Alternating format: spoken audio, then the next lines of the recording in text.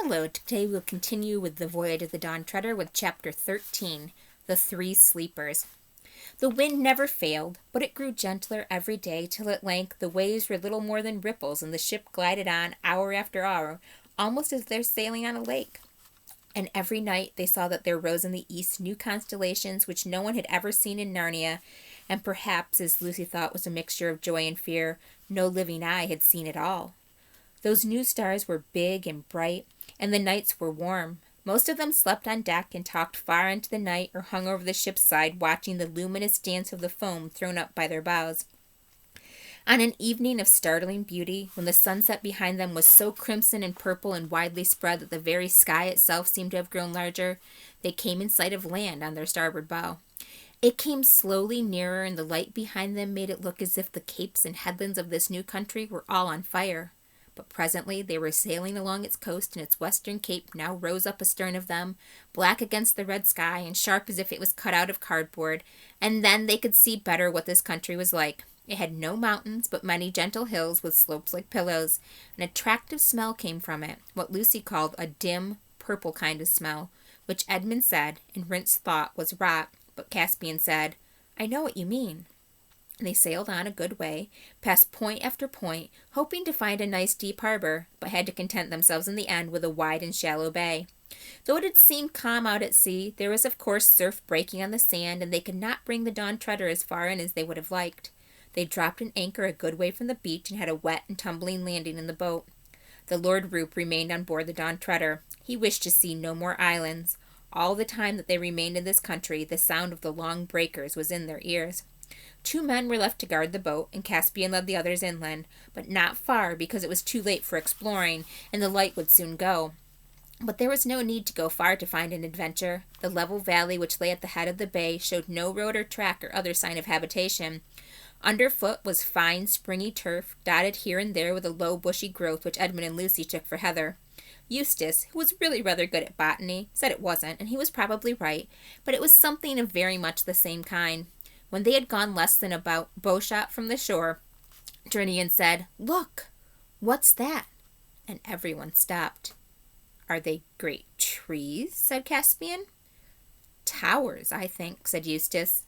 "It might be giants," said Edmund in a lower voice. "The way to find out is to go right in among them," said Reepicheep, drawing his sword and pattering off ahead of everyone else.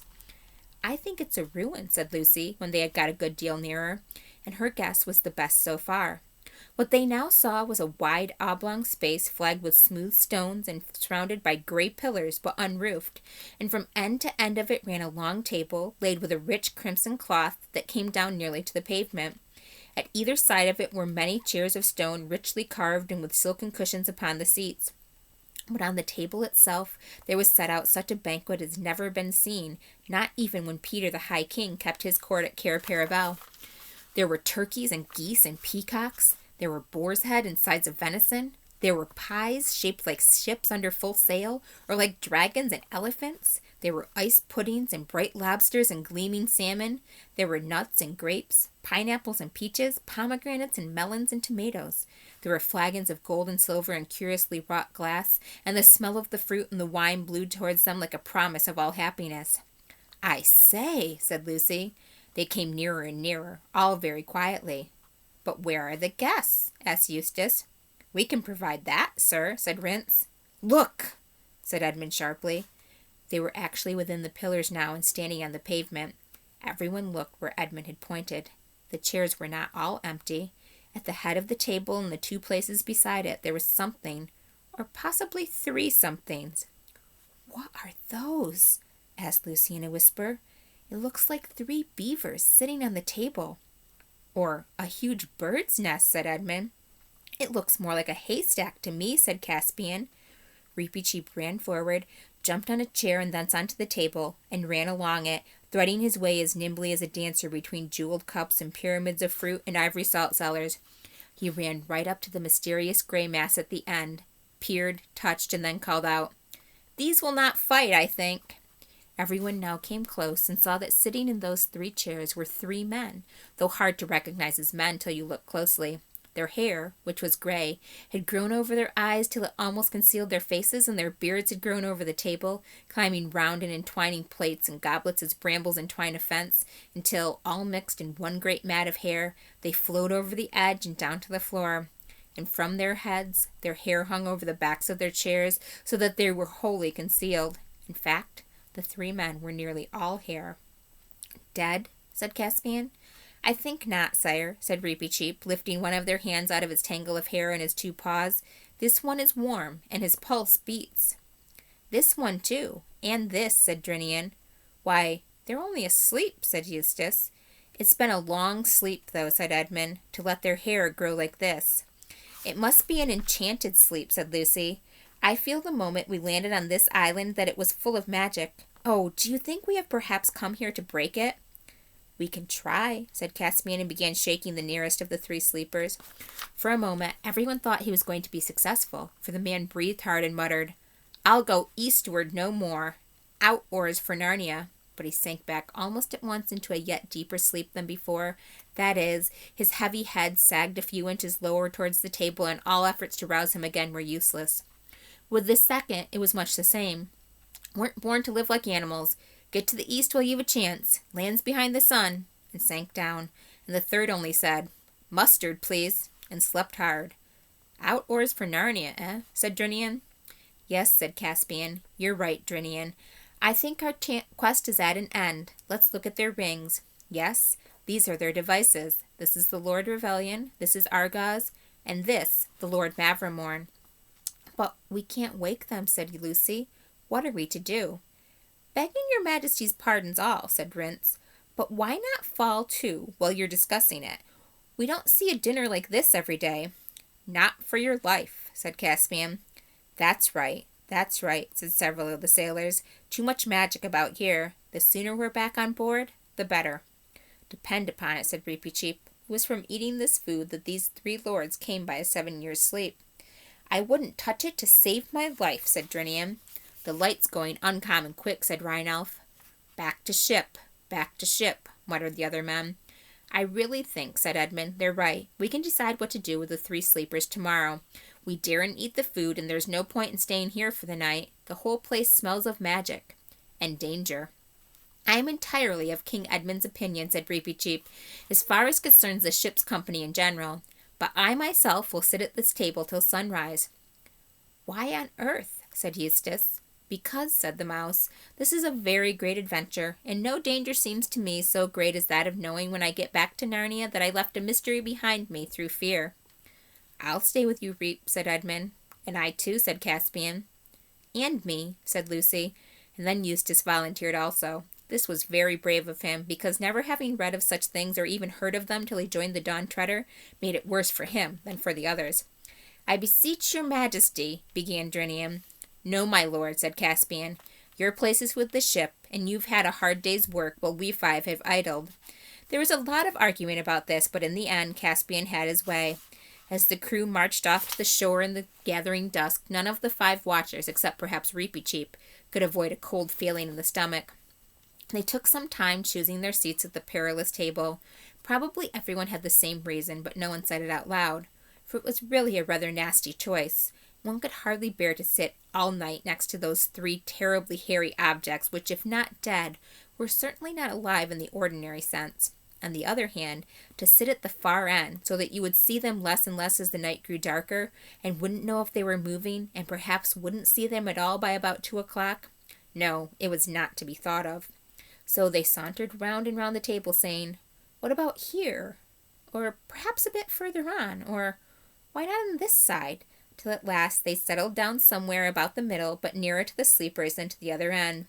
It was about 10 by now, and almost dark. Those strange new constellations burned in the east. Lucy would have liked it better if they had been the leopard and the ship and other old friends of the Narnian sky. They wrapped themselves in their sea cloaks and sat still and waited. At first there was some attempt at talk, but it didn't come to much. And they sat, and all the time they heard the waves breaking on the beach. After hours that seemed like ages, there came a moment when they all knew they had been dozing a moment before, but were all suddenly wide awake. The stars were all in quite different positions from those they had last noticed. The sky was very black except for the faintest possible grayness in the east. They were cold, though thirsty and stiff, and none of them spoke because now at last something was happening. Before them, beyond the pillars, there was the slope of a low hill, and now a door opened in the hillside, and light appeared in the doorway, and a figure came out, and the door shut behind it. The figure carried a light, and this light was really all they could see distinctly.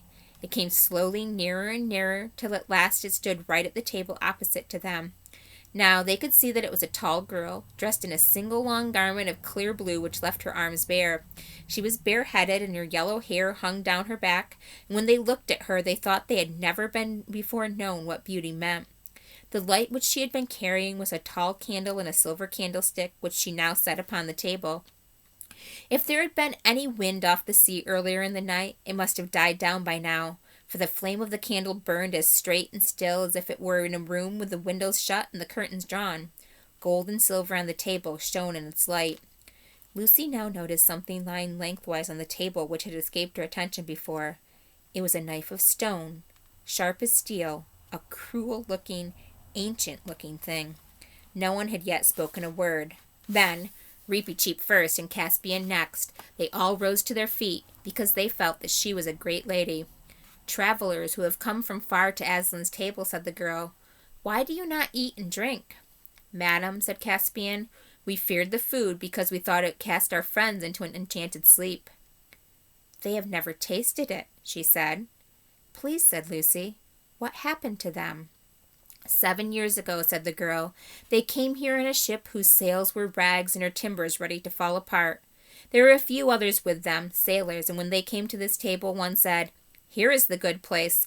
Let us set sail and reef sail and row no longer, but sit down and end our days in peace.' And the second said, 'No, let us re-embark and sail for Narnia in the west. It may be that Miraz is dead.'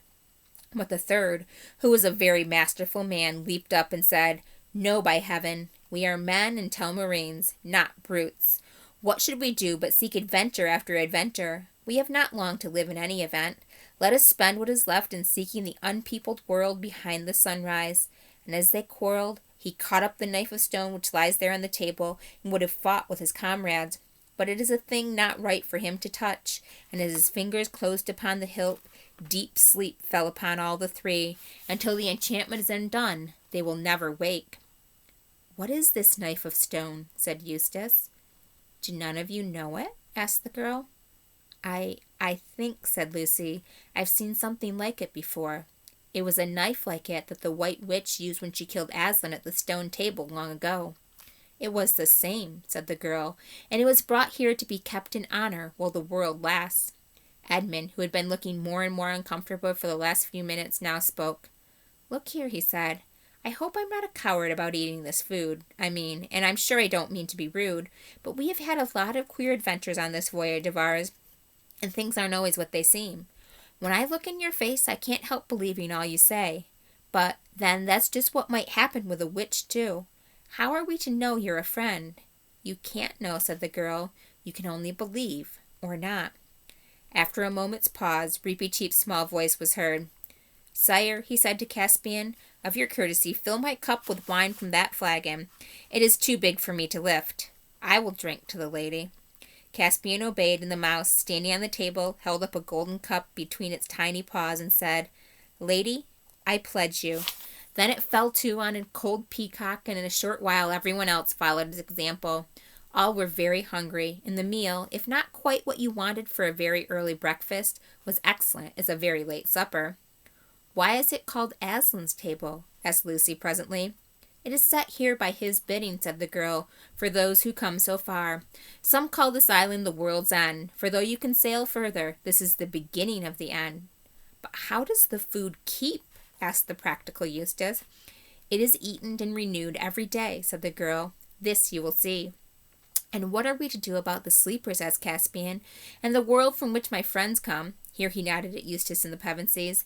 "They have a story of a prince or king coming to a castle where all the people lay in an enchanted sleep. In that story he could not dissolve the enchantment until he had kissed the princess. But here," said the girl, "it is different. Here he had not kissed the princess till he had dissolved the enchantment." Then, said Caspian, in the name of Aslan, show me how to set about that work at once. My father will teach you that, said the girl. Your father, said everyone. Who was he? And where? Look, said the girl, turning round and pointing at the door on the hillside. They could see it more easily now, for while they had been talking, the stars had grown fainter and great gaps of white light were appearing in the grayness of the eastern sky. And that's all for now.